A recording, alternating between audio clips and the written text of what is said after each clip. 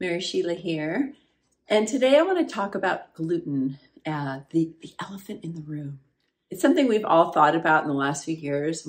Some of you are totally gluten-free, some of you might have celiac, and some of you have experimented with it. Some of you are like, what's up with all this gluten-free stuff? Like, what's happened here? Why are we also gluten-free now or sensitive to something that we've been eating for a long time? And I totally get it. And so I want to just talk about it and talk about it from my perspective, from what I've learned. And it is an interesting topic, and it has been a grain that we have eaten for a long time. But I will say that it can be a harder to digest grain. And traditionally, when we were eating gluten, we did not just take the dry wheat berry and put it through a mill, turn it into a flour, and then make things with it and, make tortillas and things like that. We fermented it. We made sourdoughs, and we used the air around us, for the bacteria, right? We didn't even have like the quick yeasts and things like that. So it is something that has evolved over time, and even the farming practices and the modification of it over time, because the really amazing thing about gluten or wheat, is that it has this molecule called gluten that allows the bread to form and the dough to hold together. And it's kind of amazing. You start to make it and it starts to stick and it grows and it holds its shape, right? Where if you're sometimes using an alternative flour, it just crumbles apart and it doesn't have the same consistency. And so then we start making all these gluten-free flours with, 30 different things to try to resemble the gluten. So then the question is, if you're trying to eat gluten-free and you're eating all these alternative things, like which is really better? And that, again, is also where it gets tricky, because, we don't want to be eating tons of processed things, right? If we're not eating gluten. And I call that the gluten-free honeymoon, right? If somebody stops eating it, it happened for me too. When I stopped eating gluten years ago, I was like the corn tortilla girl. I was eating so much corn because that was my alternative. Now there's a lot of other things that we could make instead of, but why do we have this sensitivity to gluten? Now, gluten is, like I mentioned, a harder to digest a grain, a molecule within the wheat. And genetically, some people's genetics are going to have a harder time breaking that down. And we do see those genetics often in autoimmunity. So the first thing I want to say is that, if you have an autoimmune condition, I believe, from my understanding of autoimmunity, from my knowledge and anecdotal evidence from working with clients, it is to your benefit to avoid gluten, especially for a period of time, and to really lower the amount of gluten that you're eating in your diet in general overall. And this is specifically true with autoimmunes of the GI tract, and also of the thyroid gland, and even of the nervous system, like things like MS and things. And I know sometimes people say, well, I tried giving it up for 2 weeks and nothing changed. And, I'm here to say we have to go longer than 2 weeks. And as my teacher, Dr. Terry Wall, says, 100% for 100 days. If you're going to do an elimination, you want to go the long haul and really allow things to heal. I want to use a metaphor around gluten that I heard from Dr. Tom O'Brien, who's like a big gluten-free guy. And it's at a conference I was at that he was there. And one of the things that he said, if you imagine the lining of your gut like shag carpet, right? So your villi that help you kind of digest your food, some enzymes are hanging out on the ends of them. And then, the molecules that we are, digested and allowed to leave the digestive tract into the body kind of move through the villi. So we want to have a healthy shag carpet, we all kind of know a shag carpet can get kind of disgusting, right? Maybe you grew up with some shag carpets, but in front of the shag carpet is some cheesecloth, and that's like kind of really protecting the villi a little bit more from just everything coming up against it. Because within that shag carpet is also our immune system. And so we need a little protection, right? So we have this cheesecloth, right? And it's what kind of like the mucosal is protecting everything, right? And if you use a cheesecloth, you're not letting those big things come through, right? Because the big things aren't going to be what you're looking for when you're making something. So we don't want the big things to come and get into the shag carpet, and that's what makes it gross. And so that's why we want to protect the shag carpet. And the way he described it was that every time we eat gluten, we kind of tear the cheesecloth, right? Cheesecloth is thin, we tear it. However, you know, our GI tract is some of the fastest growing tissue that we have. So we kind of heal the cheesecloth and put it back together, you know, over the next few days. And then we have more gluten and we kind of tear it. You know, so every time we're eating it, there's just like a little tear. And sometimes that might not even be if you have a total sensitivity. Like there's just a bit of, okay, that's something that happens in the body. It gets a little bit broken down, but we build it back up.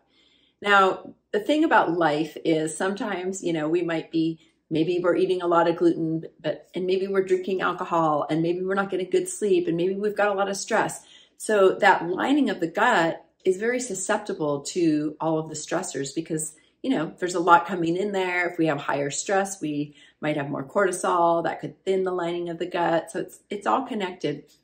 So maybe that cheesecloth doesn't heal the same way all the time. So then things start to get in, the villi, right? The shag starts to get a little damaged, it's a little grody, right? And all of a sudden, you know, it's not as healthy in there, and then bigger things are able to pass through. That would be leaky gut, right? So it's important to know, like, okay, we kind of want to eliminate maybe certain things that are going to cause more damage to the cheesecloth, right? The mucin layer. So if we think about that shag carpet analogy, we want to think about, you know, lowering the amount of time that the cheesecloth is going to be susceptible to damage, right? And the other thing about the standard American diet is that, you know, we eat a lot of gluten. You know, we can sometimes have it for breakfast, and we can have it again for lunch, and we can have it for our snacks, and we can have it for dinner, we can have it as a dessert, right? It can creep in all the time, and then we're constantly being exposed to it. And oftentimes if we have an allergy, a true allergy, which would be gluten is the protein of wheat, then, you know, having contact with it all the time can also create more of an allergy situation. And in any kind of autoimmune, whenever it's first maybe discovered or comes on in the body, there's usually a gut component and a leaky gut component. So that's the first thing we want to heal. So oftentimes we pull things out of the diet to support the gut, okay? To support healing the gut, because 70% of the immune system is in there. There's also something called celiac, which is an autoimmune condition that means that the intestinal tract starts going after itself when we eat gluten. So that can be very damaging to our digestive tract, which we need to have a good digestive tract for optimal health.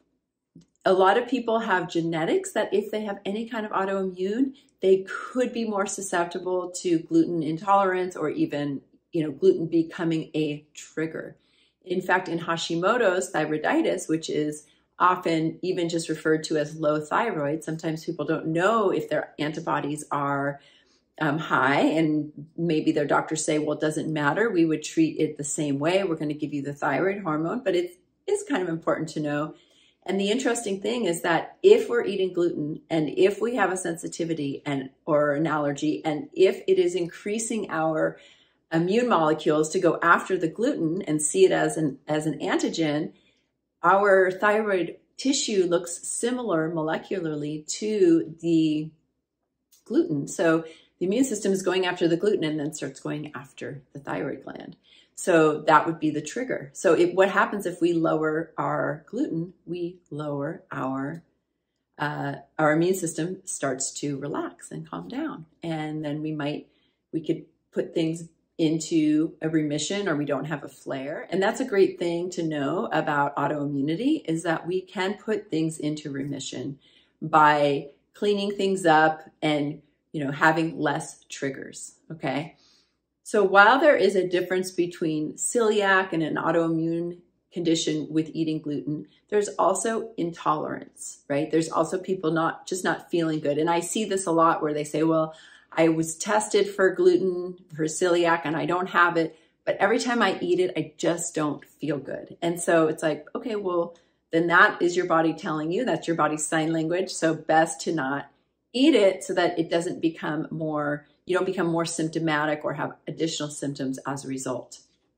So as you can see on the handout, the signs and symptoms of gluten intolerance are going to be abdominal pain, diarrhea or loose stools, bloating or distension, excessive gas, pale or foul smelling stool, irritability, depression, weight loss, anemia, fatigue, weakness, muscle cramps, achy legs, tingling in the face and extremities, dermatitis, herpetiformis, mouth sores, and tooth discoloration.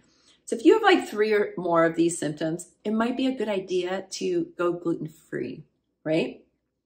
I did want to say one other thing that can happen when we're eating gluten and grains, and if we have a sensitivity to grains in general. Grains absorb in the lower distal part of the small intestine. So our small intestine is our duodenum, our jejunum, and then our ileum. So it's like 20 feet long. So we've got 3 sections, right? And it's all bunched up right here in our center of our belly.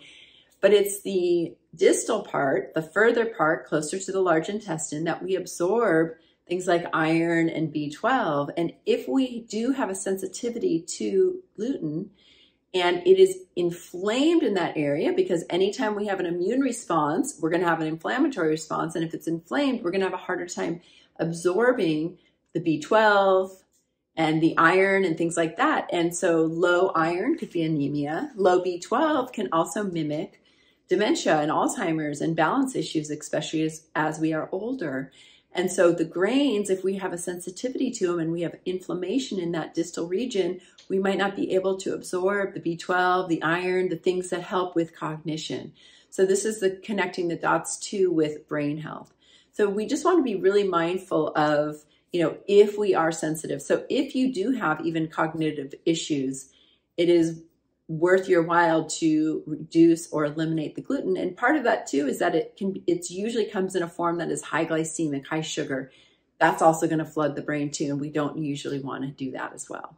I would say again, going gluten-free for at least a month, up to 3 months or 100 days, but really removing it out of the diet. And when you do that, the other thing, when sometimes people go gluten-free, I call it like the gluten-free honeymoon. I think I already said that, but we don't want to be eating gluten-free everything and having just this, so thinking outside the box when it comes to being gluten-free. Like gluten is a starch. What are the other starches that we can eat in place of it that are not processed? We can eat winter squash. I love cooking a delicata and like making a delicata boat and then, putting my protein or whatever would go in my sandwich in there, and it actually really lends itself to travel food. You just have your little boats, you can eat them just like you would a sandwich. So I love I love winter squash.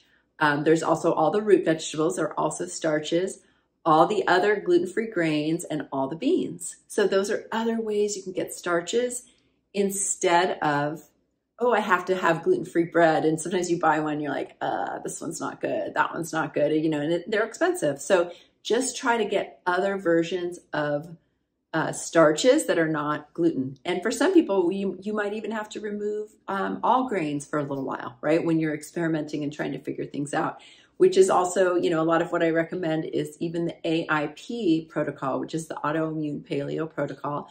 That can be really beneficial for figuring things out and seeing what you're allergic to or what you're not allergic to. I want to make mention of one other thing. It's also in the handout, but in the last few years, one of the practices that farmers have been using is to spray their wheat and grain fields with glyphosate at the very end, because it hardens, it kind of kills them off and hardens the grain, makes the drying time quicker, and then makes them, just helps them speed up some of their process. But that means they're really saturated with the glyphosate. And that also means it's really harsh on the digestive tract, and it's not good. So as much as you can, you want to have organic grains where they're not doing that process, because it's really not to our benefit to be getting those chemicals into our digestive tract and having them interact. They're like, they're pesticides, and we want a healthy microbiome that's going to keep the integrity of the gut. Okay, so that's really what I want to say about gluten today, and the elephant in the room, and that it is best to limit your gluten intake in general. If you're not gluten-free right now and you don't want to give up your gluten, do you, but my recommendation is to just try to eat a little less of it if it's a big part of your diet. So that could be where you say, okay, I'm going to have some, but then maybe you wait 3 or 4 days. 4 days would be ideal. That's like a good rotational diet. So you don't eat it all the time. But if you do have an autoimmune condition, I do believe and usually recommend to really avoid or super limit your gluten intake. And when you're trying to figure out if you have a sensitivity to give it up for a while. Again, eat whole foods. Some gluten-free stuff is fine. I hope this was helpful. I will see you soon. If you have questions, let me know below and I'll do my best to answer them. All right, thanks.